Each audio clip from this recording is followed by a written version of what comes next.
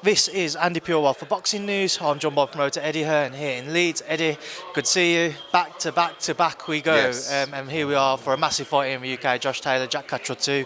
2 years on, Eddie. You're the man to deliver a rematch. How excited are you for Saturday night? Really excited. I mean, we keep talking about obviously big fights landing in Saudi, etc. I think it's really important that we put the mega fights on in the UK.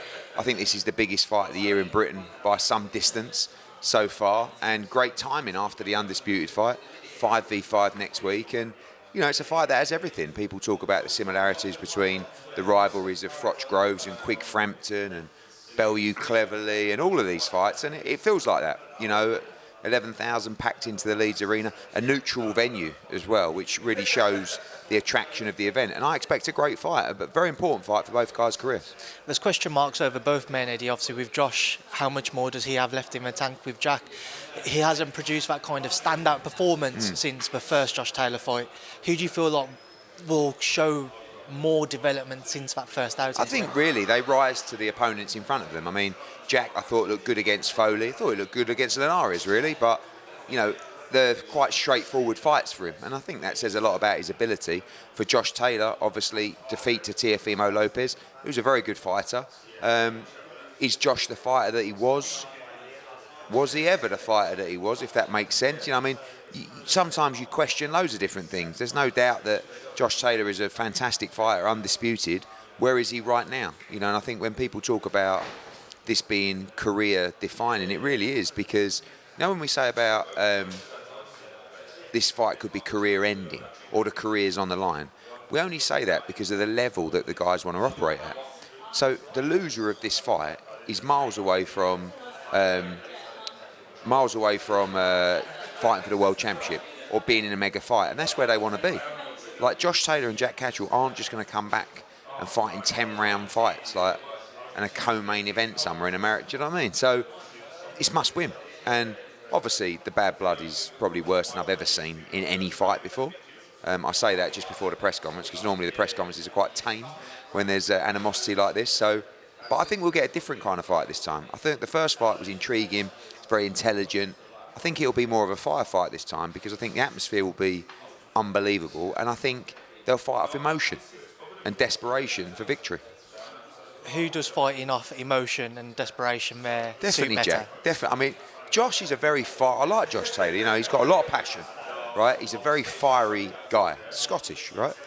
And I feel like if he fights off emotion, that will really suit Jack Catterall in this fight. And I think he's got good enough people around him, like Joe McAnally, that will just be saying to him, and that's why sometimes at the pressers, you just see people going, just keep calm, don't lose your rag. You know, the weigh-in's different because they're making weight and they're ratty.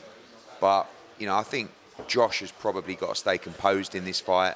But my advice to both guys is to go out there and put it on the line. I mean, you know, we saw last week, win, lose or draw sometimes. If you're in an epic fight, your stock goes up anyway. So as much as these guys need to win, I think the performance is probably just as important.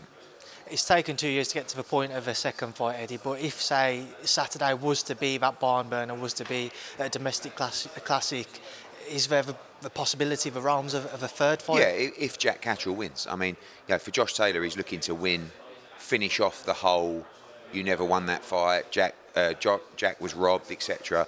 A strong victory would put that to bed. And I think that's important for Josh. Whether he says it is or not, he knows that for the last 2 years, a lot of people have been piping up on social media, stopping in the street saying, when are you going to rematch Jack Catterall? You lost to Jack Catterall. And he can put that right. For Jack, he can put the disappointment of that defeat behind him as well. And if it's a great fight, number 3 definitely on the cards.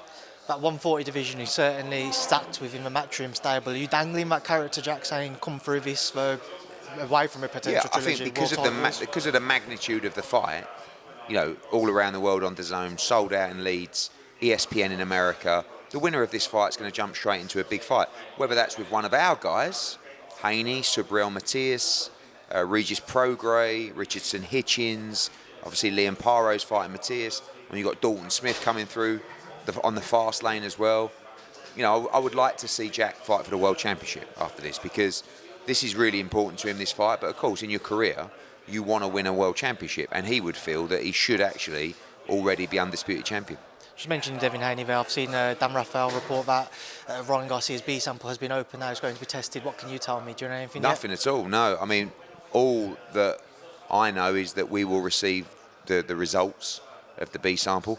To be honest, the way that the media work, probably at the same time as the media, in all honesty, like the way this whole case and every single case in relation to, you know, the testing, seems like sometimes the media have the results before us. So there's no secrets, and I'm sure his B sample, you know, one of the issues at the moment is the speed in which you get stuff back. You know, we had an issue with Erica Cruz yesterday where we received the results back yesterday and it was done, a week before the event or 10 days before the event or something like that. It takes somewhere between 2 and 4 weeks to get the results back from the laboratory. And that's probably difficult for people to understand, but obviously you collect the sample, it goes away, it gets sent to a laboratory, normally in Salt Lake City. Time it gets to there, it goes in. I mean, you imagine all the federations that use these testing centres, NFL, NBA, boxing, UFC, hockey, like college systems, and it just sits in a lab waiting to be tested. The argument will be, and this was the same with Ryan, and it's the same with Erica, is that that person entered the ring with this in their system, and we weren't able to stop it because the results weren't back in time. I don't actually know if there's a system. I mean, there is definitely a system that can close the gap, but there definitely isn't a system where you can test someone the night before and get the results back to find out whether they can fight that night. Do you know what I mean? And that's the problem with the Ryan Garcia incident particularly. So I would expect, 99.9% of the time, the B sample is the same as the A sample, unless there was a contamination in the lab, which could happen. And if it did happen, Ryan Garcia would have a field day. But normally it will be the same. And obviously when that does, that will go to the commission, and the commission will open the inquiry, and he'll have to respond and deal with it. You mentioned Erica Cruz there. What can you tell me on her behalf and versus? Yeah, we received the results yesterday. We sent them to, obviously, the commission and the WBA, and over to them. The same kind of thing where the lag of the results means that, and that's testing that we employed, as in Matchroom. We paid for that, and it was undercard testing as well, which shows the depths that we're going to now. Ironically, it was actually testing that was requested by Erica Cruz for the fight. So I actually haven't studied the document and the lab report. I saw it last night, and it went to all the governing bodies, and they will deal with it. But obviously disappointing. But at the same time, as we always stress, we are increasing the testing, not just for the main event, but the undercards as well right now. And you are going to find adverse findings. It's been a while, actually, for a Matchroom adverse finding, but unfortunately it's come. Eddie, we're here in Leeds. Josh Warrington, what's the latest with the Leewood rematch? We're pretty close, really. I mean, I think it's the natural fight, the obvious fight.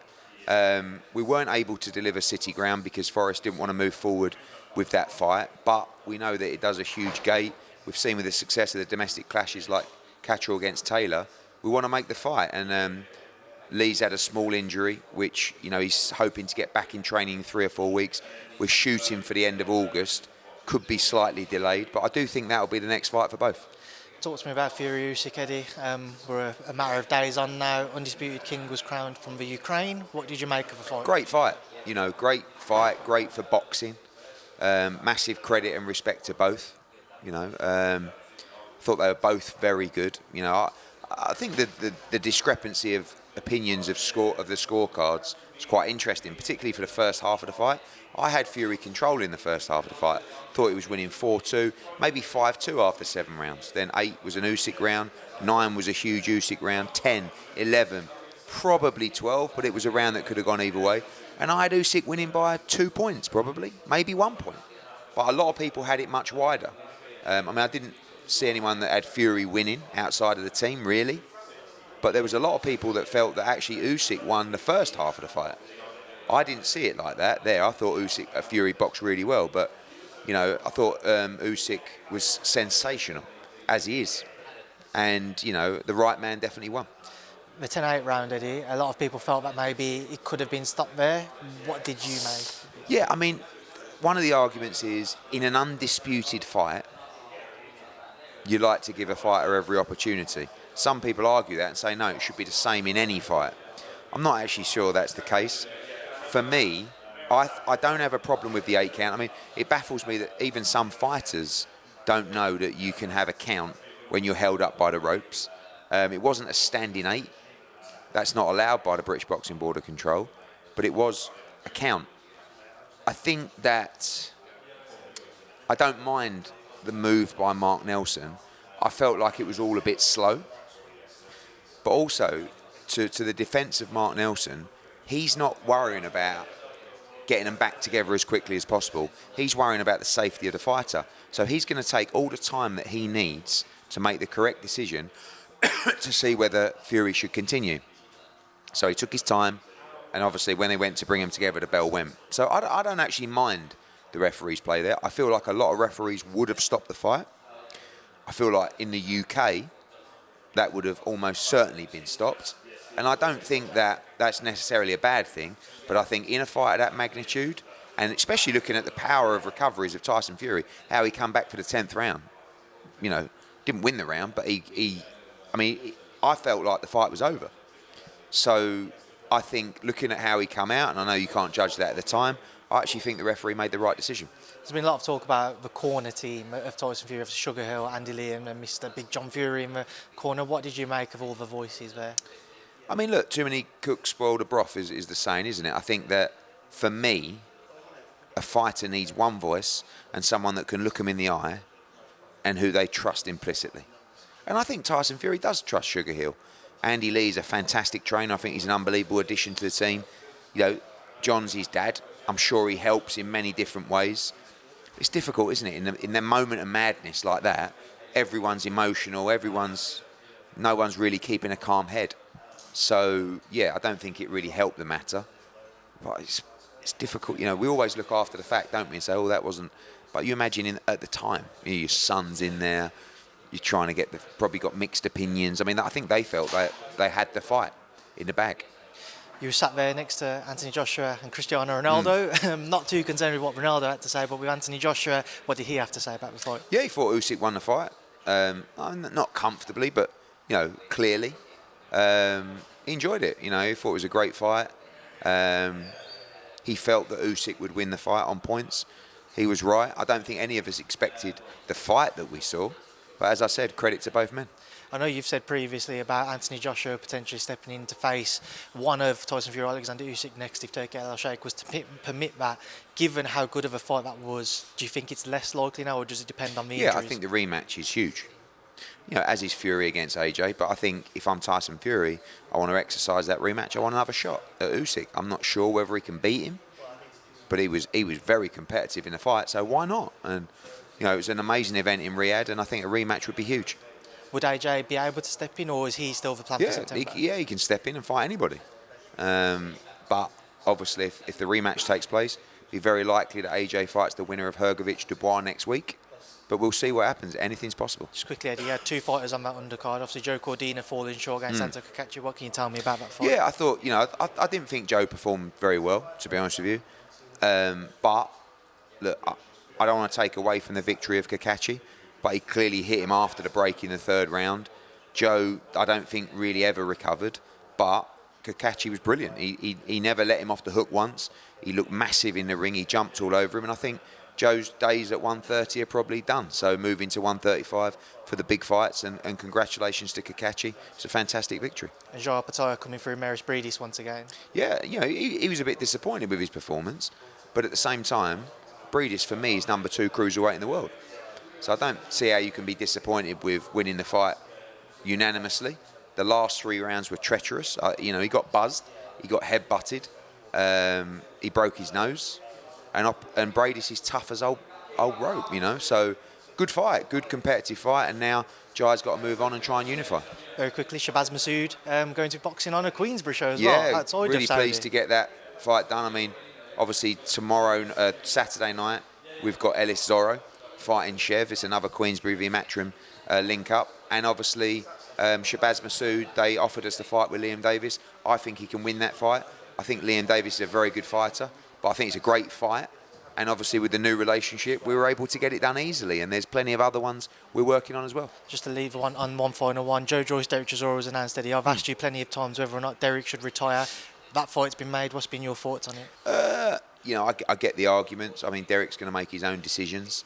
I think that when you talk about whether he should continue fighting, style matchups are important. And although Joe Joyce is a strong man, he's not sharp, he's not fast, and it's not like the style is going to cause Derek Chisora a problem. So I don't mind the fight. Eddie, thank you. Cheers.